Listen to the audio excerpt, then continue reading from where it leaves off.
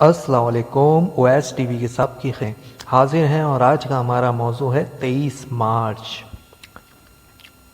قرارداد پاکستان 23 مارچ سے 24 مارچ تک کا سفر۔ ہم ایک ایسی سیاسی تاریخ کے طالب علم ہیں جس میں حقائق کم اور مغالطے و مبالغے زیادہ پائے جاتے ہیں۔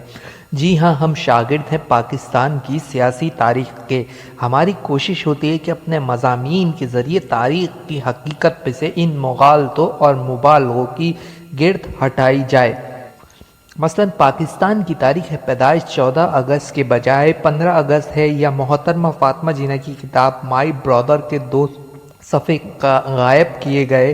آج ہمارا موضوع 23 مارچ کی قرارداد پاکستان ہے، لیکن متعدد حوالہ جات اس بات کی طرف اشارے کرتے ہیں کہ یہ قرارداد 24 مارچ 1940 کو منظور کی گئی تھی۔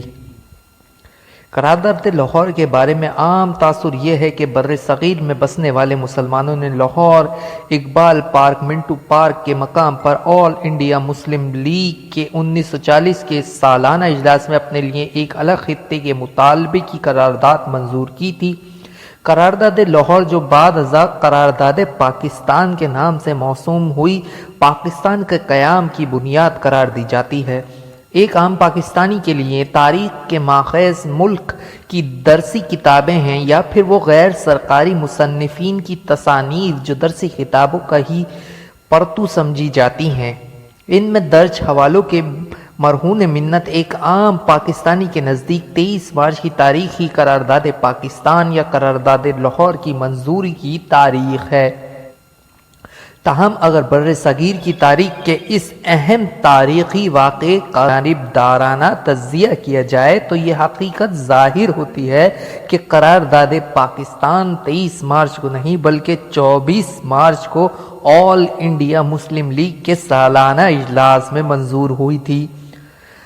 اس حقیقت کا علم مزید دلچسپ اس لیے بھی ہے کہ یہ تاریخی قرارداد 24 مارچ کو اس وقت منظور ہوئی جب عیسوی کیلنڈر کی تاریخ بدلنے میں فقط نصف گھنٹہ رہ گیا تھا۔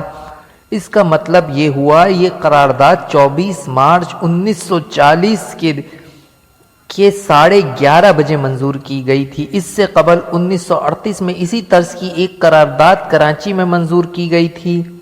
1938 اور 1940 کی قراردادوں میں ایک واضح فرق یہ ہے کہ 1938 میں قرارداد میں ایک الگ وطن کی بات کی گئی تھی، جبکہ 1940 میں ایک سے زائد ریاستوں کا ذکر تھا۔ یہ بات ہماری سمجھ سے بالا تر ہے کہ 1938 کی قرارداد کو 1940 کی قرارداد جتنی اہمیت کیوں حاصل نہ ہو سکی۔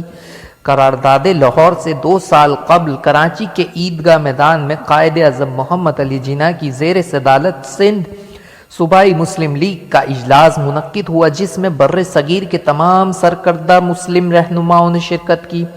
قائد اعظم اکیڈمی کراچی کے مطبوعہ 1989 سندھ صوبائی لیگ کانفرنس 1938 پس منظر و اہمیت کے مطابق اس کانفرنس میں شیخ عبد المجید سندھی نے ایک طویل قرارداد پیش کی جس میں مسلمانوں کے لیے ایک الگ وطن کا مطالبہ کیا گیا تھا۔ قرارداد کے متن کا آخری حصہ یوں تھا: یہ کانفرنس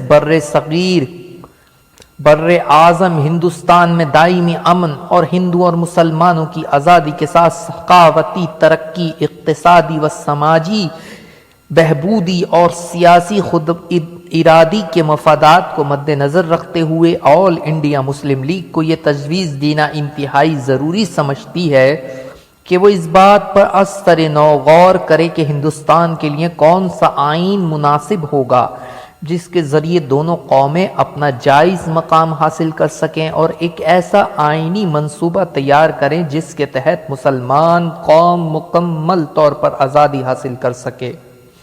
یہ تھا کچھ احوال سندھ کے شہر کراچی کے عیدگاہ گراؤنڈ میں منظور ہونے والی قرارداد کا۔ آئیے اب دوبارہ رخ کرتے ہیں اپنے اصل موضوع یعنی قرارداد لاہور یا قرارداد پاکستان کی جانب۔ لاہور قرارداد 24 مارچ کو منظور ہوئی، جس کی تصدیق مختلف تاریخی حوالوں سے ثابت ہوتی ہے۔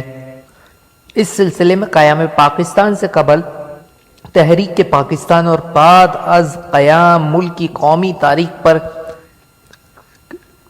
ملک کی قومی تاریخ پر عزیز کے عزیز کی تصنیف تاریخ کا قطر مرڈر آف ہسٹری ایسی ہی کچھ خود ساختہ تاریخی مغالطوں کی نشاندہی کرتی ہے کہ عزیز اپنی اس کتاب کے صفحے نمبر 142 میں قرارداد پاکستان کی منظوری کا ذکر کچھ یوں کرتے ہیں کہ آل انڈیا مسلم لیگ کے سالانہ اجلاس کی کارروائی 22 مارچ 1940 کو شروع ہوئی۔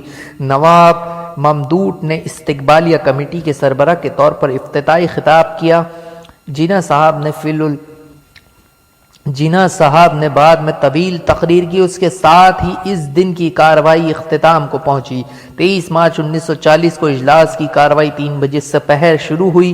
بنگال کے وزیر اعظم A.K. فضل حق نے قرارداد لاہور پیش کی اور اس کی حمایت میں تقریر کی۔ چودھری خلیق الزمان نے اس قرارداد کی تائید کی اور مختصر سا خطاب کیا۔ اس کے بعد ظفر علی خان، سردار اورنگزیب خان اور عبداللہ ہارون نے قرارداد کی تائید میں مختلف تقاریر کی اور اجلاس کی کارروائی کو اگلے دن کے لیے ملتوی کر دیا۔ 24 مارچ کو اجلاس کی کارروائی دن کے 11:15 بجے شروع ہوئی۔ متحدہ صوبہ جات کے نواب محمد اسماعیل خان اور بلوچستان کے قاضی محمد عیسیٰ اور عبدالحمید خان آف مدارس نے قرارداد لاہور کے حق میں تقاریر کی۔ اس موقع پر جناح صاحب اسٹیج پہ جلوہ افروز ہوئے جو صبح کے وقت کچھ دوسرے اہم نوعیت کے کاموں میں مصروف تھے۔ جناح صاحب نے اسٹیج پر پہنچ کے کرسی صدارت سنبھالی اور قرارداد کے حق میں تقاریر کا سلسلہ جاری رہا۔ بمبئی کے اسماعیل ابراہیم، چندی گڑھ وسطی صوبہ جات کے سید عبدالرؤوف شاہ اور پنجاب کے ڈاکٹر محمد اسلم نے قرارداد کی حمایت میں بڑی پرجوش تقاریر کی۔ اس موقع پہ جناح صاحب نے مداخلت کرتے ہوئے عبدالرحمن صدیقی کو فلسطین پر قرارداد پیش کرنے کی ہدایت کی۔ سید رضا علی اور عبدالحمید بدایونی نے اس قرارداد کی تائید میں تقاریر کی اور قرارداد فوری طور پہ منظور کر لی گئی۔ اگر قرارداد کی منظوری میں آدھے گھنٹے کی تاخیر ہو جاتی تو یہ قرارداد 24 کے بجائے 25 مارچ کو منظور ہوتی۔ کہ عزیز اجلاس کی لمحہ بلمحہ کارروائی کو قلم بند کرتے ہوئے کہتے ہیں اس میں ذرا سا بھی شائبہ نہیں کہ قرارداد لاہور 24 مارچ 1940 کو منظور ہوئی تھی۔ احمد سلیم شیخ اپنی اس کتاب میں لکھتے ہیں کہ قرارداد لاہور 24 مارچ 1940 کو منظور ہوئی، تاہم وہ یہ بھی لکھتے ہیں کہ چونکہ قرارداد 23 مارچ کو پیش کی گئی تھی اس لیے یہ دن 23 مارچ کو منایا جاتا ہے۔ بہرحال کوئی بھی دن ہو، لیکن ہم نے جو قرارداد پیش کی گئی تھی اس پہ عمل کرتے ہوئے اپنے لیے ایک وطن حاصل کیا، اور رب باری تعالیٰ سے یہ دعا ہے اللہ تعالیٰ اس کو قیامت تک سلامت رکھے اور اس کو وسیع و بلیغ کرے، اس کی سرحدوں کو بڑھائے۔ شکریہ۔